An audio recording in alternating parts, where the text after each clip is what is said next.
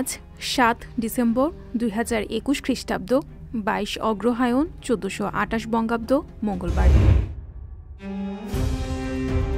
১৯৭১ সালের ৭ ডিসেম্বর বাংলাদেশকে স্বীকৃতি দেয় Bhutan.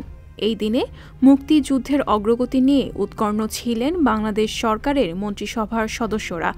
Prinsep street theatre road, স্বাধীন বাংলা বেতার কেন্দ্র, বাংলাদেশ মিশন সহ শরণার্থী শিবির ও যুব অভ্যর্থনা কেন্দ্রের সব বাঙালি স্বাধীনতার সূর্যোদয়ের প্রত্যাশায় উদ্বিগ্ন ছিল।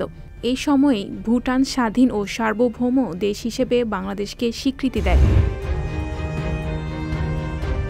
১৯৭০ সালের ৭ ডিসেম্বর সাধারণ নির্বাচনে পাকিস্তানের জাতীয় পরিষদে নিরঙ্কুশ সংখ্যাগরিষ্ঠতা লাভ করে আওয়ামী লীগ। ঈশ্বরচন্দ্র বিদ্যাসাগরের অক্লান্ত প্রচেষ্টায় ব্রিটিশ সরকার ভারতে হিন্দু বিধবা পুনর্বিবাহ আইন ১৮৫৬ প্রণয়ন করে। এরপরেই ওই বছরের ৭ ডিসেম্বরের এই দিনে রাজকৃষ্ণ বন্দ্যোপাধ্যায়ের বাড়িতে ঈশ্বরচন্দ্র বিদ্যাসাগরের উপস্থিতিতে প্রথম বিধবা বিবাহের অনুষ্ঠান সম্পন্ন হয়। এর মাধ্যমে বিধবাদের উত্তরাধিকার সূত্রে প্রাপ্য সম্পত্তির অধিকারসহ সামাজিক রক্ষা কবচ প্রদান করা হয়। টিপু সুলতান ছিলেন ব্রিটিশ ভারতের মহীশূর রাজ্যের শাসনকর্তা। তিনি ছিলেন একজন বীর যোদ্ধা।